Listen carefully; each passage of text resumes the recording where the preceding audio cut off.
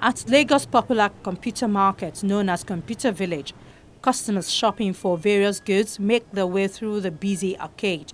The hum of generators lined outside the small shops here are a stark reminder of the chronic power shortage that has affected businesses and households in the country for years. Power is one of the biggest constraints on investment and growth in Nigeria, Africa's largest economy, and small backup generators, popularly known here as "I Better Pass My Neighbor," have become the solution for many to keep their businesses and homes running. But the government recently banned the importation of small, low-cost generators, citing health concerns and air pollution. The generators, which emit fumes, are often used in small spaces with poor ventilation. Many have criticized the ban and say the government should offer steady power supply first as a reliable alternative. Banning of generator without having a substitute or another alternative will be a very big challenge to us, because it will be a very big problem in the sense that if you don't have generator, it will be a very big problem, because how are we going to cope? Some days we can stay here without light for like 2 days, 3 days without light. You will see throughout that week you'll be mixed up. So before they will ban the generator, they need to provide a means of light, which is the major option. That is the major thing that they must do. It's a must. Power shortages in Nigeria have pushed up manufacturing costs, making one of the world's largest frontier markets unattractive, despite a population of over 170 million. President Buhari won elections in 2015 on promises to massively increase power supplies, building on a relatively successful $2.5 billion partial privatization in 2013. You know, government, they promise and they will not fulfill their promise. If they can do it, I will okay by that one. Because I pass my neighbor, at times you start it, they will complaining, smoke and everything, all these things, them both will complaining. If they can provide that one, I think it's okay by me. Nigeria broke up its monopoly on power generation and distribution by privatizing the sector in 2013, hoping to attract foreign investors. But lack of investment in gas pipelines and transmission lines still owned by government means the amount of power produced has stagnated at about half total capacity. To be sincere, I think there is improvement. There is improvement. I don't know about other areas when there is improvement, but there is room for more improvement. There is room. And we are begging you people. We are hearing of increases in tariff and all that. I believe tariff should be commensurate with services rendered. And on prepaid meter, I think it should go around. By now, everybody should have it. That would be a fair way of, checking how people spend, get to use the light. If there is prepaid meters, I know that will go a long way in assessing your performance generally. A power conference held recently in Lagos sought to address the challenges being experienced by local markets, capacity building and investment. Technical workshops were held to offer practical solutions learned from case studies and problem-solving mechanisms to assist power companies and utilities in improving their efficiency and productivity. Despite holding the world's 7th largest gas reserves, Nigeria produces less than 1/10 of the amount of electricity South Africa provides for a population on 1/3 of the size. Solving the problem would likely reduce business costs by up to 40% and push growth in Africa's biggest oil producer well into double digits. Nigerians locally can invest. We have so much money in the hands of pension funds, in the hands of mutual funds, and several other funds where there's liquidity in the trillions of naira. And we keep saying there's no money in the power sector.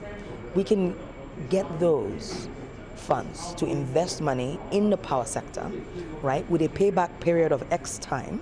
All right. Even in the rollout of meters, the government can also look to get funding or money from those funds, right, to help get meters into the hands of Nigerians. Some $40 billion has gone into several power reform drives in the last 20 years. Much of it was wasted. A report released this year by power industry experts indicates that there is potential for Nigeria to attract tens of billions of dollars of investment into the power sector, given the huge unmet demand from industry and the public. It was estimated as of 30th of December 2015 that at least a total of 312 million standard cubic feet of gas was flared all through the year. This wasted gas was valued at $780 million. This has the potential of generating 26,980 gigawatts of power. It also produced 16,000 tons of CO2 emissions. The extraction of oil in Nigeria since the 1950s has released vast quantities of liquid pollutants into the Niger Delta, damaging the region's ecosystem. Gas flares have been linked to acidification of rain and waterways through the emissions of large quantities of sulfur dioxide and nitrogen oxides into local areas, which combine with atmospheric moisture to form sulfuric acid and nitric acid. Let's look at the opportunities that trying to reduce the greenhouse gas. What are the technologies in even the gas emission? Do you want to store it, or do you want to limit the things? So this, to me, I believe that Nigeria should constitute. I think this is the problem. We don't do research. We don't do analysis. We just find solutions, even at the political level. We just, this is what we are going to do. Let's do research. Let's do analysis.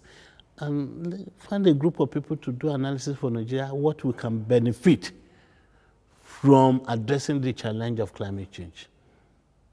But do you think we can get it right? We can.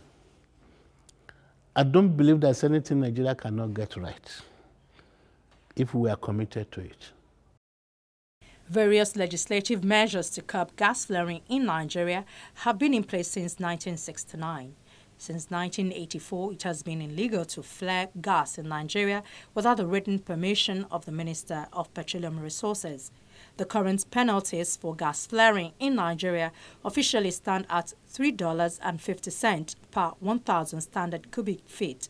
A report by the Petroleum Revenue Special Task Force in 2012 found that oil companies often do not comply in paying fines, and when they do, they're still paying the old penalty of 10 naira per 1,000 standard cubic feet flared. The Petroleum Revenue Task Force also found out that the Department of Petroleum Resources is unable to independently track and measure gas volumes produced and flared, and depends largely on information provided by the operators. Under a business-as-usual growth scenario consistent with strong economic growth of 5% per year, Nigeria's emissions are expected to grow to around 900 million tons per year in 2030, which translates to around 3.4 tons per person. The fact that people went through a particular route of development, does not mean that we must go through exactly the same route. We should actually take a better route. You understand? We should take a better route. If the better route, what we should look at is what is good for us. If it is good for us to go exactly the same way they went, yes, so be it. That's the way we should go. If it is, however, better for us to take a different and improved route, why abandon that? We must take on the improved systems. That's really what I'm saying. And I think it's retrogressive to say this is the only way to succeed. No. You don't have to say that you can only develop by destroying other things. We can get into sustainable development, approaches. We can use sustainable development approaches to achieve whatever we want to achieve. In the House, I think, which is our critical function, is to bring about legislation that will help with the necessary action to be taken.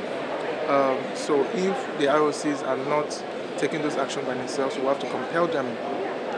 But also it's a collaboration, because as you know, Nigeria must produce oil. We're an oil producing country, and that's our mainstay. And so while we work with them to be sure that on one hand we're producing, but on the other hand we're not damaging the environment, so we're able to bring about legislations that can help us and also work with the IOCs, making sure that we stop gas flaring as soon as possible. And as I mentioned earlier, we must have timelines. We must be given timelines to make sure that that is worked out. Yet Nigeria has a great potential for climate-smart development, given support for implementation. Much of the reduction potential identified has zero net cost or indeed achieves